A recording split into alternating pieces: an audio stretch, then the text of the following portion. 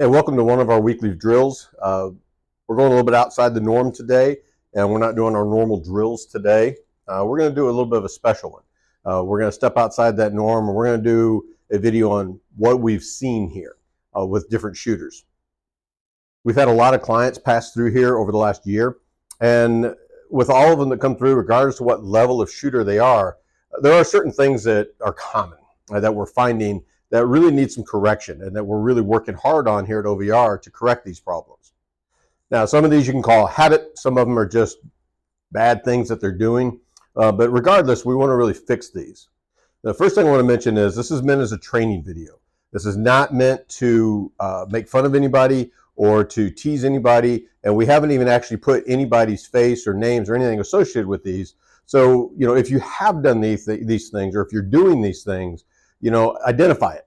You can't fix a problem you haven't been able to identify.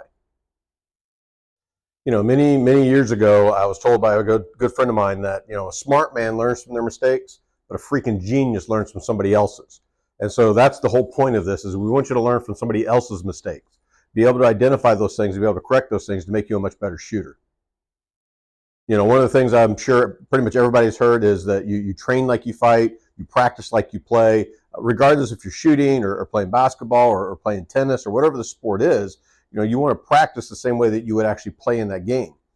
And, at a standard range, you're just not able to do that because, again, as I always say, you're in a stationary position, shooting a stationary target, and you're setting the number of shots that you need to take to that target to go down. OVR, we're able to modify that. Shooting at a paper target in a little 3-foot wide cubicle essentially is not anywhere near how anybody's going to fight. Sure, you might be able to shoot with zero pressure on you and get an accurate shot, but once that pressure comes on, the adrenaline comes up, now how do you react? What if you're having to move? What if somebody else is moving? What if there's one or two innocents, like your family members around? You got to know when to shoot and when not to shoot. So, with that said, let's get right into this. And probably the biggest thing that I hear here at this place is I'll know what to do when the time comes. So I go to the range and I shoot all the time. And so if something happens, I'll know what to do, how to draw my holster, how to engage the threat. I'll just know. And that's just the worst answer. That's an arrogant answer. That if you've never trained it, how are you going to know how to do it? So to know how to do it when the time comes, you have to practice it. You have to train it. And that's where we come into play. We allow you to draw from holster. We allow you to reload. We allow you to move and shoot. We put judgment targets up to where you might have 4 targets, but only one of them is a threat, or vice versa. 3 of the 4 are a threat and one's not. And you have to engage, and you engage appropriately. Where this really comes into play the most is when we set the room up and we start going over some different CQB things. And, people are always talking about, oh, if somebody breaks into my house, I'll just go through my house and I'll get them, I'll clear them. And again, it's not that easy. And the number of people that come in that make major mistakes, and we're going to go over some of those on doing that, it's amazing when you see that. And these are people, like I said, that are constantly carrying and thinking, I'll just know how to do it. So another thing that we see a lot here is what I call emptying the magazine. And there'll be a thread up on the screen. I'm going to show you a couple of videos here to kind of demonstrate it. Again, not with anybody, just the video on the screen. And a thread appears and they pull the gun out and they just pull the trigger as fast as they can. And they'll hit 5, 6, 7, 8 shots right off the bat. And that spray and pray, sure, you're going to hit the threat. Hopefully you're going to hit the threat. But at the same time, you're going to hit whatever's around that threat. And if that threat drops at that first or that second shot and you're just pulling that trigger as fast as you can, that shot's got to keep going. And that's going against one of the golden rules. And that's not knowing what's behind that target when you shoot. The other issue on the emptying the magazine is that depending on what you're carrying, if you're carrying a compact that maybe only has 7 or 8 rounds in it, or a revolver with 6, then you unload that into that threat. Is there a secondary threat that's coming up? Is that threat actually down? Just because they drop to the ground doesn't mean that they're down. They can still shoot at you from the ground. So you have to have some degree of attention that if there is another threat or a follow-on threat, that you have a round or 2 left in you to engage that. So one way to counter that is to do proper training. Do it in 2 and 3 shot drills, and not just go to the range and just pull the trigger as many times as you want. But don't do the opposite either, where you just take one shot, lower the weapon, try and see where you hit, take a shot, lower the weapon, see where you hit. You want to train in 2 to 3 shot bursts. Another thing we see here is defining accuracy. Now, we always talk about marksmanship versus like a defensive shooting or a tactical shooting. And there is a difference, right? So marksmanship, you take your time and you're really trying to put it into a 1-inch circle. Whereas tactical shooting, you want to just get sort of center mass. But there's another level of accuracy that we need to talk about here. We have a lot of people that come in, and you can see the target here, that as long as they hit the silhouette, they consider that accurate. And so they'll fire off 10, 20, 30 rounds and be all over like a shotgun hit this target, and they'll be happy for that. That they, oh, look at, I got the target. I don't really need to practice more. And you compare that to another target where the grouping is tighter, and those were done in the same time frame, meaning in just a matter of seconds with 2 different people shooting. So you look at it and you tell me which one's more accurate and which one's better.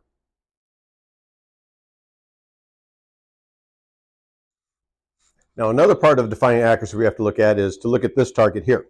And on this target, we're using the standard SIG M17, and we're firing 6 shots. So you look at those shots and you're like, it's not really a good group.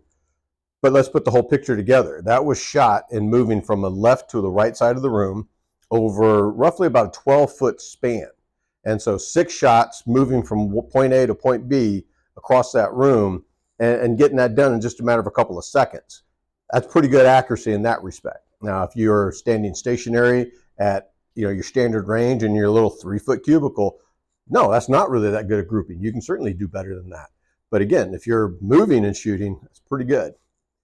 Another key thing we see, and this is related to what we talked about earlier of training like you fight, is if you don't practice drawing from holster, then you're going to have problems with it.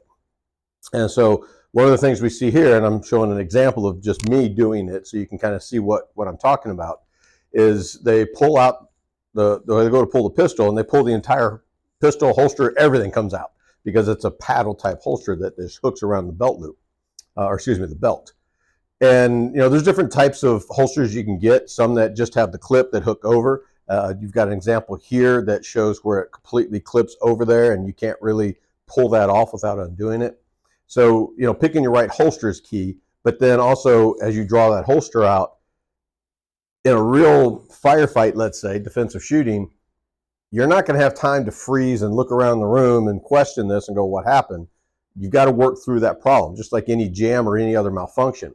You got to get that holster off and you got to engage your threat. And that's what this helps to teach here too, is we purposely set you up at certain times for malfunctions, for failures, to get you to work through those so you don't do this.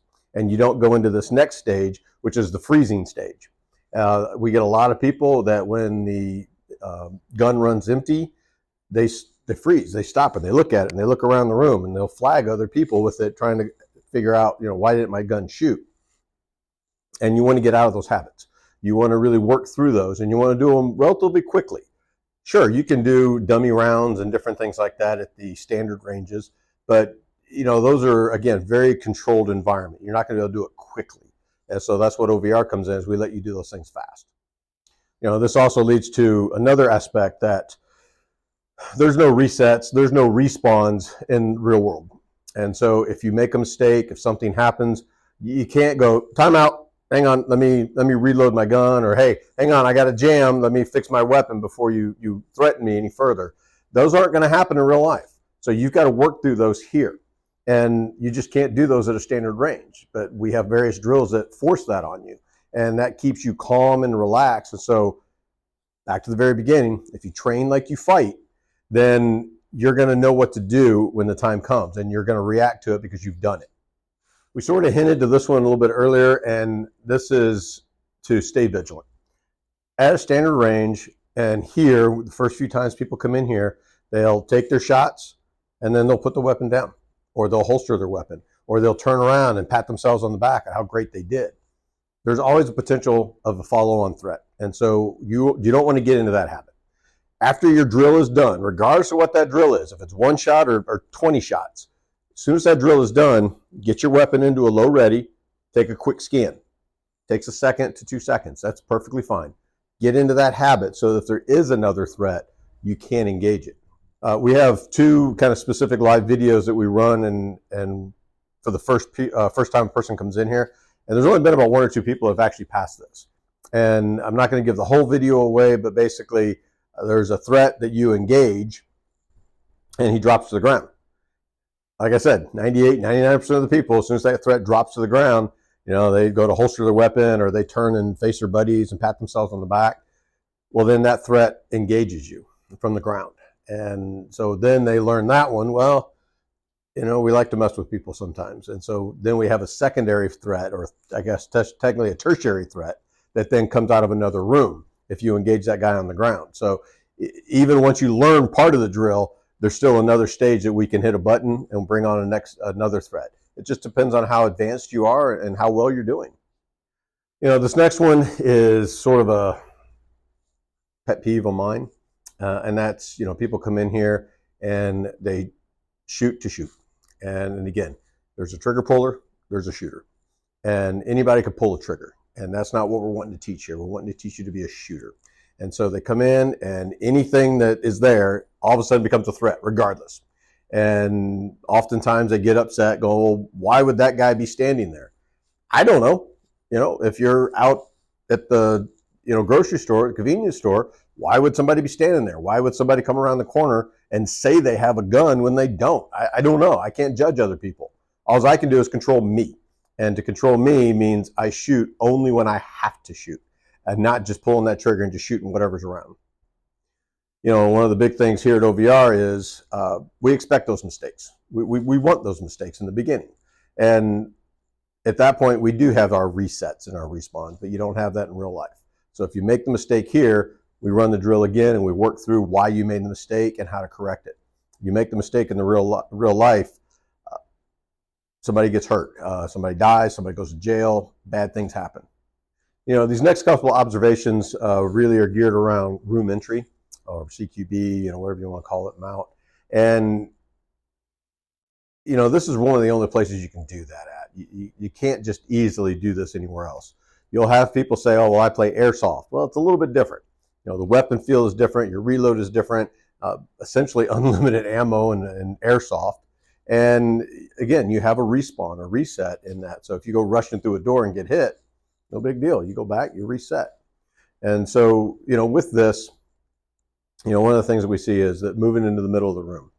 And we have a lot of clients that come in, and we ask them, do you want us to teach you how to do this first? And most of them are like, no, I can do this.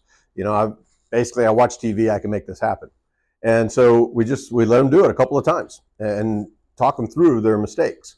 And so 99% of the time they come into the door, whether they pie the door off, whether they do a dynamic or deliberate entry, it's pretty much universal across the board. They come in and they go right to the middle of the room. And that's just one of the areas you're taught not to be when doing anything like this. Along that same line is the ones that don't go to the middle room, or even the ones that do go to the middle of the room, we try and teach them other techniques. They pretty much, everybody freezes in the door. They think that standing in the doorway trying to shoot and lean way in or something is the right answer. And there is a time and a place, like everything else, to fight from the door. But you really kind of have to make that decision. You fight out to in or in to out. What's that technique? But freezing in the door is usually one of the bad techniques. Again, there's always a time and a place for everything, but we want to teach the basics, the simple things first to the average citizen. Like I said, this is meant for the average person here at OVR. And if you're trying to be a SEAL or a SWAT or whatever, sure, we can help you. But you guys train that every day, and you're doing it in a different technique. Another thing we see is no plan, right? And this could be no plan or no communication if you're by yourself. That again, you just have no plan to jump into a room and figure out what happens, or no plan if you're trying to do it with a teammate. And we do teach 1 and 2 man, mainly because like in my neighborhood, my neighbor across the street, he and I are pretty much on the same level with these things, and we do a lot of practice together to shoot together. And so if the zombie apocalypse hits and I needed help, I know I can count on my neighbor, and he would come over, or I would go to his house, and we could do what we had to do. So you have to make sure you have a plan or a communication to each other, and you're not just randomly going through things. There's a methodical technique to doing it. One of the things that we see that's related to some of the other parts we've talked about, like fighting a doorway, is fighting over the shot. And fighting over the shot, especially if you're in the doorway, your teammate can't help. Or if you're in the middle of the room, your teammate can't really help you. And so you end up fighting each other to see who takes the shot, where they take the shot. And if you're crossing back and forth on each other, you're going to flag or shoot your buddy. And so back to communications and plans. You have to be able to communicate and plan with each other and practice to be able to do that. And then that way you're not fighting each other for the shot, and you trust your teammate. If we go into a room, and I've talked about my neighbor already, I know that if I go into a room and he's supposed to have my back or my side, I don't need to double check him. I don't need to keep looking over my shoulder and forget what's in front of me. You got to trust your teammate. Moving along with this, then we're talking about switching hands and switching shoulders. You don't see a lot of hand switching with the pistol. People tend to want to stay one-handed on the pistol, or dominant-handed, I should say, not one-handed. But with the rifle, you see it all the time. They want to try and switch. And we've done a video on switch hitting with the rifle and goods and the bads to that. But really the bottom line on this switching is, yeah, you could probably expose less yourself and get a better vision if you switch to your other shoulder. But if you're not practicing it, if you're not training like you fight, then a jam, any other type of malfunction, even just a simple reload is going to mess you up because you haven't practiced it and trained it. And so you're going to fumble it. You're going to mess up trying to do that. This next one, I think, probably should go right to the top, to be honest with you. But it's basic trust no one, meaning that you got to check your own weapon. And so if you walk in to do a drill, don't just pick the gun up and start shooting.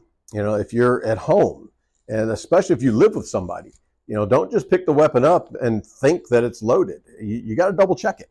And that's on you. So the worst thing you can do is have to engage a threat and click, nothing happens. So you want to make sure that you've checked your weapon. And that goes not just for performing the drill or doing something. It's also the same thing for, after you've done things, you check the weapon to make sure that it's safe and clear. Don't trust somebody else to hand you the gun and say, oh, it's okay, it's empty. There's no such thing as an empty gun. You safe, you clear it yourself. This next one has to do with holsters. And again, there's all kinds of different types of holsters out there. There's 4 levels of holsters for retention. And people don't really understand those. They just think a holster is a holster. And so they don't understand a level 2 retention, especially if they're in a state that allows open carry. Because you don't really want just friction fit for an open carry. That thing's going to pop out pretty easy. So you want to make sure you have a secondary retention, whether it be the finger index or a thumb index. This one here has the thumb, and I've been practicing working with this, trying to work the thumb piece. And so you push down. If you don't push that thumb, it's not going anywhere. So push the thumb down, draw the weapon. This last one is something that just takes practice, and it takes practice all the time. And you can do it here at OVR. You can do this at your standard range, and that's shooting with both eyes open. Again, marksmanship shooting, sure, close the eye, take your deep breath. They used to teach to take and pull the trigger at the bottom of your breath and all these other things. You don't have that option when you're doing tactical or defensive shooting. You have to shoot when the threat is there.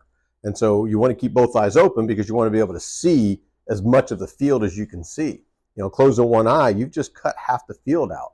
So if another threat develops over there, you can't really see it. So practice and train yourself to focus on shooting with both eyes open. While there's a lot of other things out there that we haven't covered that people do all the time, this is just some of it. We want to get those out there. We want to make sure that they're recognized by people, because you can't fix a problem you don't know you have. And that's what happens with a lot of people, is they don't realize they do those habits. Even simple as keeping your both eyes open. People don't realize they don't do that. So, we think OVR is the best place to do it, but it doesn't have to be. Just make sure you're doing these things. Make sure you're practicing appropriately. Remember, there are no resets or respawns in real life. If you're going to make those mistakes, make them here. Biggest takeaway is going to be train like you fight. Plain and simple. Practice like you play, train like you fight, whatever term you want to use. And again, that includes holster draw. That includes judgment shooting. Not everything is a threat, especially when you're out in public and you have your weapon, whether it be overt holster or concealed holster. Not everything is a threat. My final comment on this is going to be that all too often we let our egos get in our way of shooting. Again, we use the weapon as a shield, thinking, oh, I have a gun, I'm perfectly safe, I'll know what to do when the time comes. And that's just not true. And even if you learned how to shoot, as a 5 or 6 or 10-year-old, there's a difference between that kind of shooting and practice than actual defensive type shooting. So again, I want you to get in here. I want you to get somewhere, get the proper training of how to properly shoot, how to judgment shoot, how to holster draw, and just make yourself a better shooter, safer shooter.